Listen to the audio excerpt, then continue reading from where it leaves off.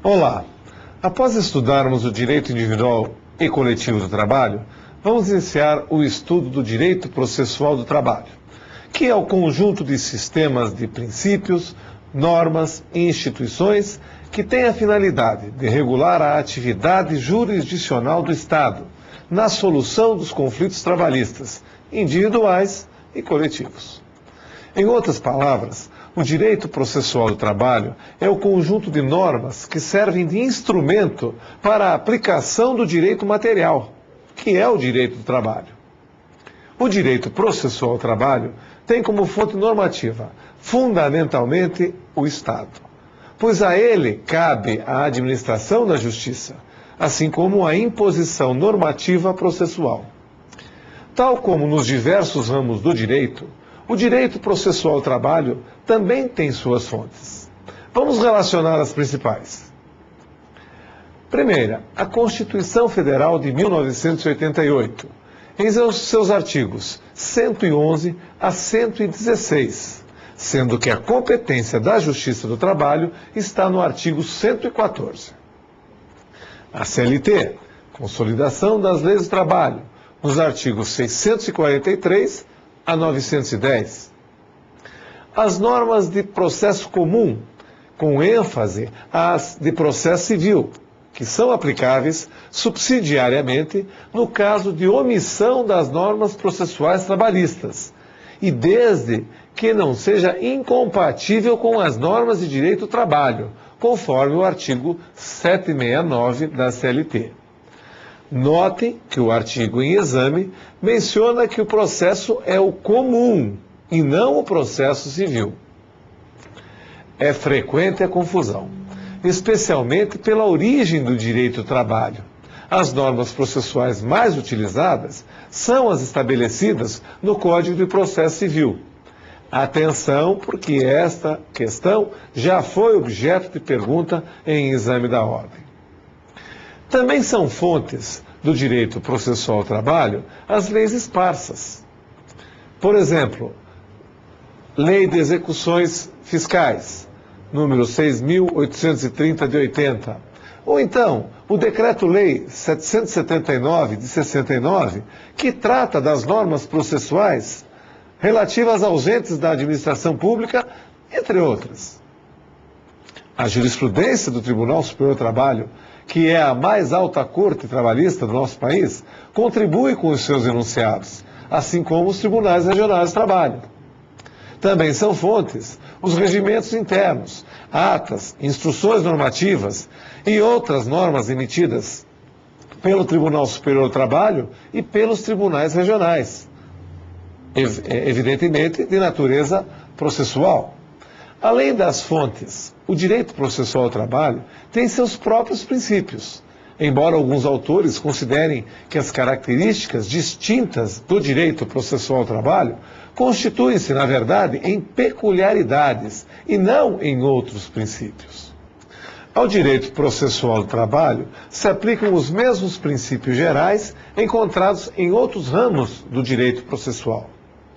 Eis os princípios processuais gerais mais importantes. Princípio da autoridade jurisdicional do Estado. Princípio da autonomia e do livre convencimento do juiz. Princípio da igualdade perante a lei e os tribunais. Princípio do contraditório e da ampla defesa. Princípio da publicidade dos atos e procedimentos processuais. Princípio do duplo grau de jurisdição. Os princípios específicos mais significativos do direito processual do trabalho são os seguintes. Princípio da finalidade social. O direito processual ao trabalho tem como seu mais sólido fundamento a finalidade do bem-estar e da paz social. Princípio da oralidade. Muitos atos processuais podem ser praticados verbalmente. Por exemplo, a reclamação trabalhista, artigo 840. Outro princípio, princípio da proteção ao empregado. Como vocês sabem, uma das finalidades do direito do trabalho é proteger o empregado diante do reconhecido poderio do empregador. E o direito processual do trabalho, que serve de instrumento para que o direito do trabalho seja efetivo, também deve cuidar que as suas normas não acabem por tornar ineficaz a proteção que o legislador pretendeu dar ao empregado por meio das normas trabalhistas. Vejamos alguns exemplos da aplicação processual desse princípio. Inversão do ônus da prova. Em muitas situações, o ônus de provar é do empregador. Por exemplo, a prática da falta grave imputada ao empregado. Ou então, gratuidade do processo por empregado e não por empregador.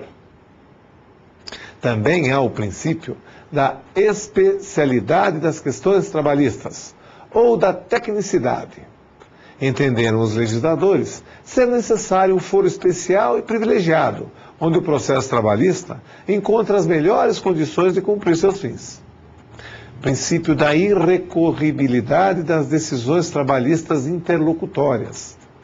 Isto é, as decisões proferidas pelo órgão jurisdicional no curso do processo não são passíveis de recurso como regra geral. Em consequência dos princípios gerais do direito processual e dos princípios específicos do direito processual do trabalho, aqui delineados, podemos destacar algumas singularidades do processo do trabalho. Primeira, primazia da tentativa de conciliação entre as partes. Em duas ocasiões. No início da audiência, que é obrigatória sob pena de nulidade do processo, e, novamente, após as razões finais. 2. Celeridade processual. Isto é, que o processo seja ágil, tendo em vista o caráter alimentar das verbas salariais. 3. Concentração processual. Quer dizer, vários atos processuais são realizados em uma única audiência, chamada de audiência una, que é concentrada, pois reúne todos os atos numa única oportunidade. 4. Informalidade em várias situações processuais, pois é dada maior importância à oralidade na prática dos atos processuais. Por exemplo, petição inicial, o pedido inicial pode ser oral. A defesa e a apresentação das razões finais também podem ser verbais. 5. O jus postulandi, ou seja, a possibilidade da própria parte, seja empregado, seja empregador, ingressar em juízo sem estar representado por advogado. Isto na esfera trabalhista, ou seja, varas do trabalho ou juiz de direito por exceção, ou no Tribunal Regional do Trabalho e ainda no Tribunal Superior do Trabalho.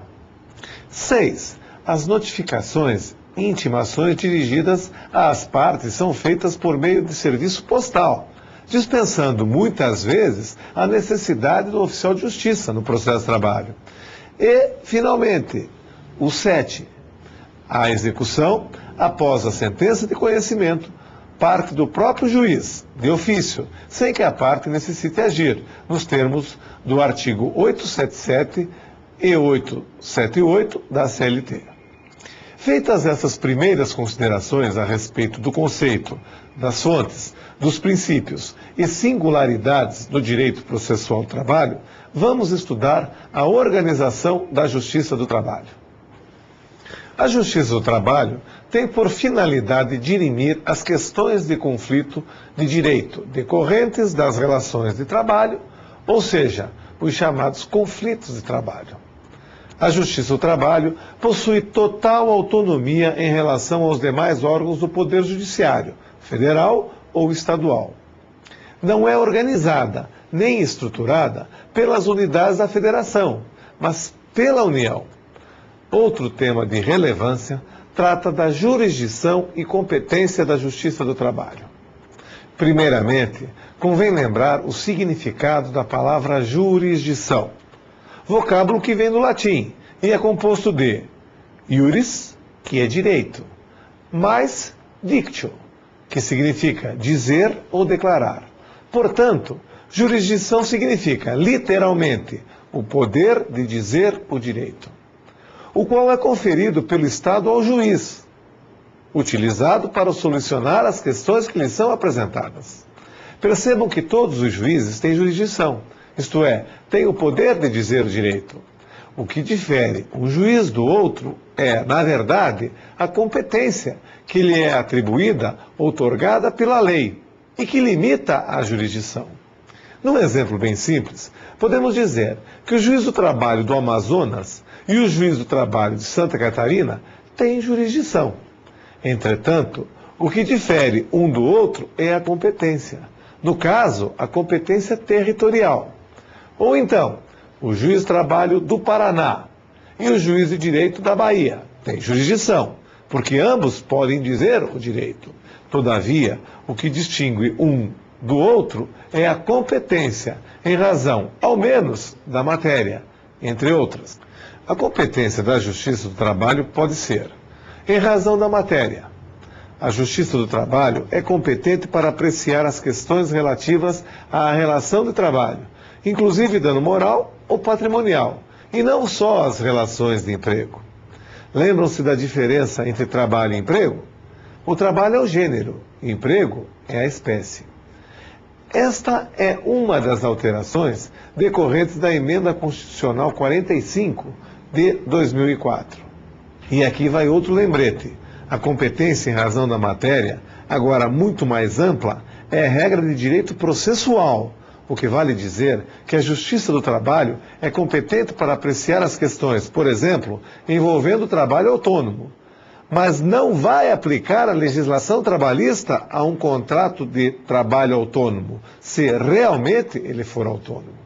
Em decorrência da emenda constitucional aqui mencionada, a Justiça do Trabalho passou a ser competente para apreciar questões referentes à representação sindical, às penalidades administrativas impostas aos empregadores pelos órgãos de fiscalização do Ministério do Trabalho e Emprego, habeas data, habeas corpus e mandado de segurança, o que, para essas duas últimas, não houve qualquer alteração. Na verdade, a alteração de competência ainda provoca e provocará muita discussão até que se assente e uniformize o entendimento a respeito desse importante tema, em razão da pessoa. A competência da Justiça do Trabalho atinge não só os empregados e empregadores, mas aqueles que têm uma relação de trabalho. Em razão do lugar, a competência, como regra geral, é determinada pelo local onde o trabalhador presta serviço, ainda que tenha sido contratado em outro lugar, nos termos do artigo 651 da CLT. No caso do trabalhador viajante, a competência será da vara da localidade em que a empresa tem agência ou filial, e a esta o empregado esteja subordinado. E, na falta, será competente a vara da localização em que o empregado tenha domicílio. A regra se aplica ao trabalho realizado no estrangeiro, como dispõem os parágrafos do referido artigo 651. Como se vê, a norma visa facilitar o acesso do trabalhador à justiça. Em razão da função dos órgãos que compõem a Justiça do Trabalho. Por exemplo, algumas ações devem ser propostas perante as varas do trabalho, outras diretamente ao Tribunal Regional do Trabalho, conforme determina a lei. A Justiça do Trabalho é composta de varas do trabalho, tribunais regionais do trabalho e Tribunal Superior do Trabalho. As varas do trabalho são os órgãos de primeiro grau da Justiça do Trabalho, e assim como a maioria dos órgãos jurisdicionais de primeiro grau, é um juízo singular, ou seja, um único juiz. O juiz do trabalho goza de todas as prerrogativas inerentes aos membros do Poder Judiciário, devendo ser bacharel em Direito e aprovado em concurso público de provas e títulos realizado pelo Tribunal Regional do Trabalho. Cada vara do trabalho possui uma secretaria, que funciona como o cartório da Justiça Comum, sendo que o responsável não é o escrivão, mas o diretor da secretaria, que conta com outros servidores, inclusive com os oficiais de justiça. Nas localidades em que não existe uma vara do trabalho, os juízes de direito, portanto, pertencentes à Justiça Estadual, tornam-se competentes para conciliar, instruir e julgar os dissídios individuais trabalhistas.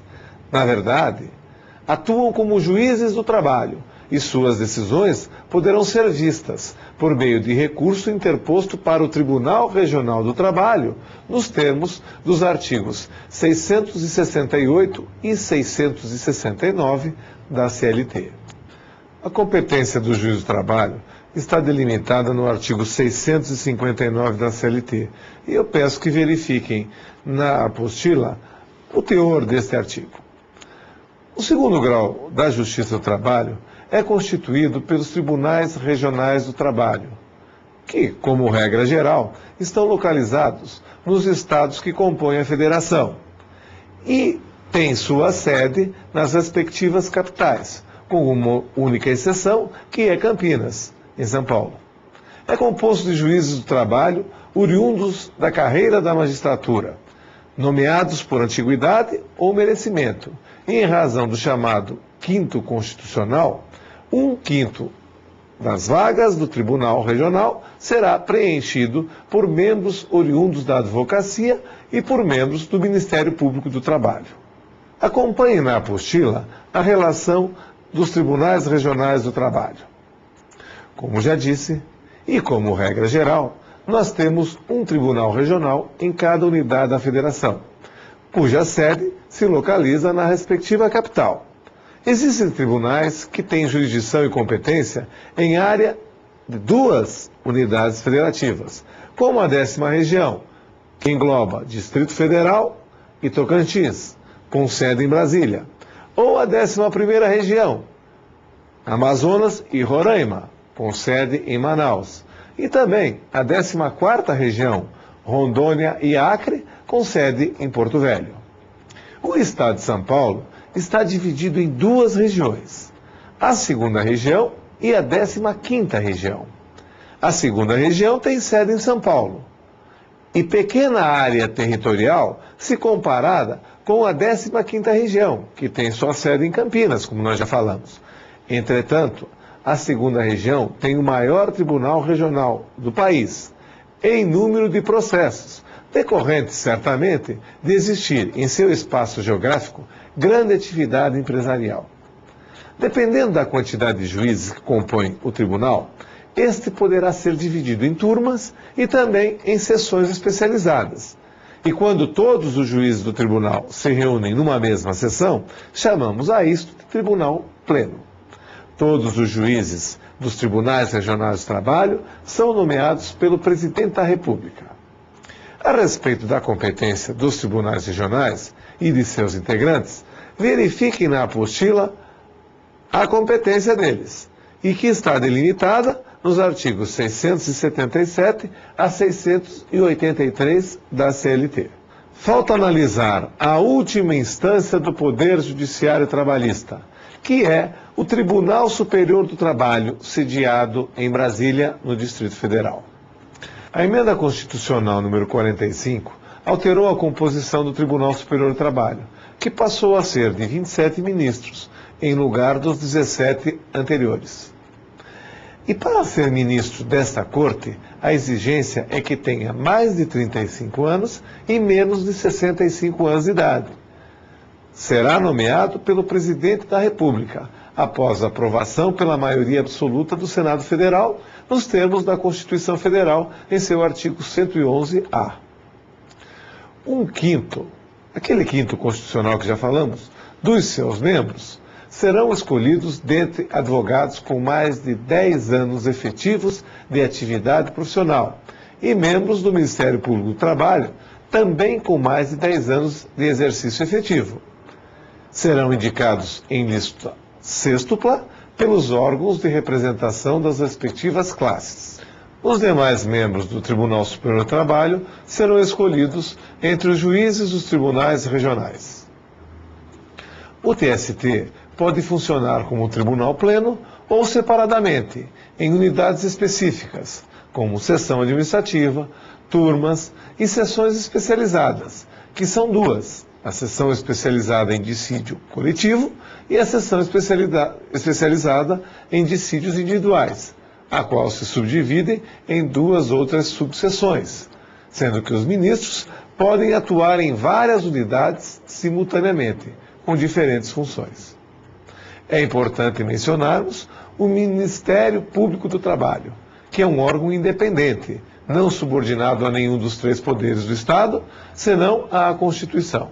Sua função é o de defender a ordem jurídica, o regime democrático e os interesses sociais e individuais indisponíveis, conforme explicitado na Constituição Federal em seu artigo 127. O Ministério Público do Trabalho é parte integrante do Ministério Público da União e é formado por procuradores do trabalho, que são representantes em cargo de carreira vitalícia. A Lei Orgânica do Ministério Público da União, isto é, a Lei Complementar número 75 de 93, em seu artigo 83, descreve em detalhes as atribuições do Ministério Público do Trabalho, sendo que ele é composto de uma Procuradoria-Geral do Trabalho, com sede em Brasília, no Distrito Federal, com 24 membros, e outras divisões internas. Onde houver um Tribunal Regional do Trabalho, haverá uma Procuradoria Regional do Trabalho, para oficiar não só nos tribunais regionais, mas também nas respectivas varas do trabalho. Agora, vamos estudar os dissídios ou conflitos de trabalho. Dissídio é a contenda, a briga, a disputa. Em sendo de trabalho, o dissídio trata de disputa de interesses entre o trabalhador e a empresa. Os dissídios são um gênero que podem ser divididos em duas espécies, em função dos agentes envolvidos. Primeiro, dissídios individuais. Ocorrem entre um trabalhador e seu empregador. Isto é, quando as partes estão singularmente consideradas. O mais comum dos dissídios individuais é a reclamação trabalhista. É possível que numa mesma reclamação trabalhista tenhamos mais de um reclamante. Neste caso, a reclamação é chamada de plurima. Ou então, dissídios coletivos. Lembram-se da nossa dica a respeito da expressão coletiva? Pois é, aí está ela outra vez. Já sabemos que se tem coletivo, há necessariamente a presença do sindicato, que é o representante obrigatório dos membros das categorias econômicas e profissionais. Então, dissídio coletivo ocorre quando a disputa se dá entre uma coletividade, isto é, um grupo de trabalhadores ou de toda a categoria que reivindica qualquer condição de trabalho do empregador. Há outra diferenciação a registrar. No dissídio individual, as partes discutem questões cujo direito é pré-existente. No dissídio coletivo, que pode ser de natureza econômica ou jurídica, discute-se, no primeiro, a criação, por exemplo, de condições de trabalho, e no segundo, a interpretação de uma norma. Os conflitos individuais de trabalho podem ser solucionados pela jurisdição, pela autocomposição entre as partes, isto é, quando as partes decidem solver o conflito sem recorrer ao Poder Judiciário, e, terceiro, pela conciliação prévia, previsto pelos artigos 625-A a 625-H da CLT. As comissões de conciliação prévia podem ser instituídas pelas empresas e os respectivos sindicatos de trabalhadores, com composição paritária, para tentar solucionar os conflitos individuais, ainda no âmbito da empresa, para evitar o ajuizamento de reclamação trabalhista e, assim, desafogar a Justiça do Trabalho. Já a solução de conflitos coletivos de trabalho, a lei sempre exige a participação do respectivo sindicato dos empregados. E podem ser pela negociação, que resulta em acordo ou convenção coletiva, ou pela força, com ações individuais ou coletivas, que ou solucionam ou forçam a intervenção do Estado por meio da jurisdição. Ou ainda, com a ação de repressão do Estado, eventualmente, se necessário, e também pela jurisdição, como nós já falamos. Pode ser ainda pela arbitragem, uma forma de decisão por terceiro escolhido pelas partes. Passemos agora ao estudo da solução jurisdicional dos dissídios. A Constituição Federal explicita, em seu artigo 7º, a relação de direito dos trabalhadores. Como a cada direito corresponde a uma ação que o assegure, os indivíduos que entendam ter sido prejudicados em um direito assegurado podem ingressar com uma ação judicial perante a Justiça do Trabalho. Vamos relembrar alguns aspectos relativos aos elementos e às condições da ação, assim como rever os pressupostos de validade do processo, os quais, como regra geral, são os mesmos do processo civil. São os seguintes os elementos da ação. Os sujeitos são o autor e o réu. Havendo mais de uma pessoa como parte, disse que há litisconsórcio de autores, ativo, de réus, passivo ou de ambos, misto. Na reclamação trabalhista, o autor se chama reclamante e o réu, reclamado. O objeto é o direito material supostamente prejudicado, a pretensão do autor. E a causa de pedir, que é o fundamento do direito material envolvido na ação. As condições para a existência da ação são as seguintes: possibilidade jurídica para o pleito, isto é, deve existir uma norma jurídica que dê suporte ao pedido. Legitimidade. As partes, sujeitos, devem ser os titulares do interesse em litígio, de modo que a parte deve se identificar com a pessoa que a lei assegura o direito.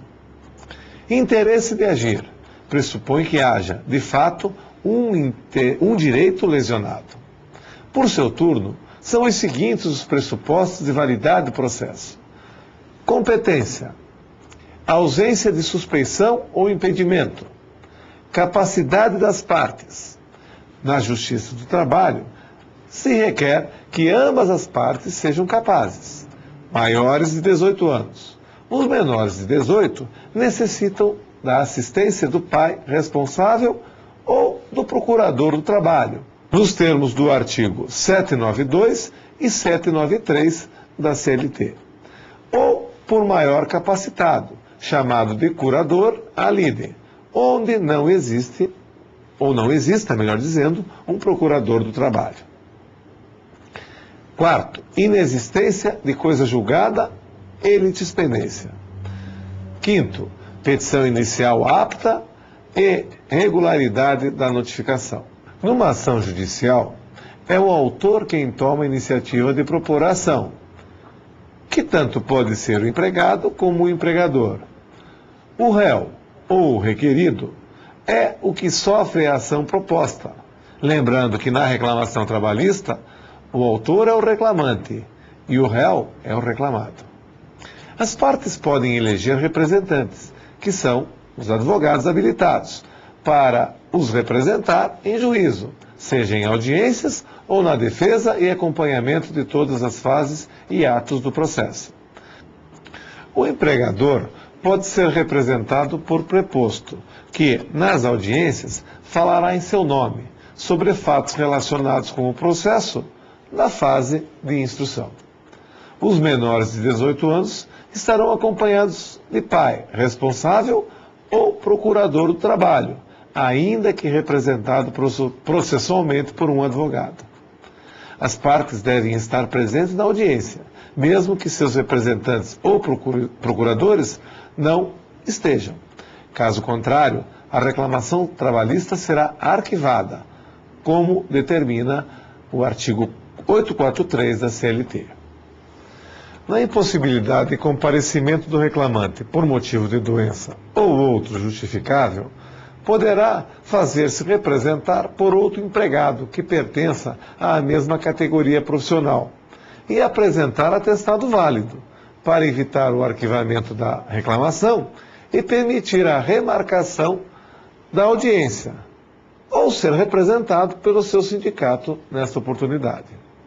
A lei exige a legitimidade ad causum para peticionar na Justiça Comum e também na Justiça do Trabalho. Ou seja, somente a parte interessada é legítima para peticionar na Justiça do Trabalho. O direito de ação cabe ao titular do direito.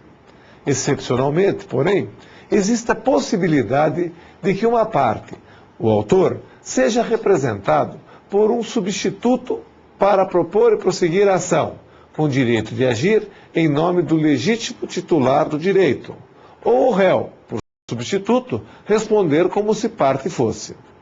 No processo trabalhista, a lei admitiu a substituição processual do empregado, reclamante, pelo sindicato de sua categoria profissional, nos termos do enunciado 310 do TST. As ações trabalhistas podem ser classificadas em individuais e coletivas. As individuais podem ser de conhecimento, que se subdividem em condenatória, constitutiva, declaratória. Podem ser de execução e ainda cautelares.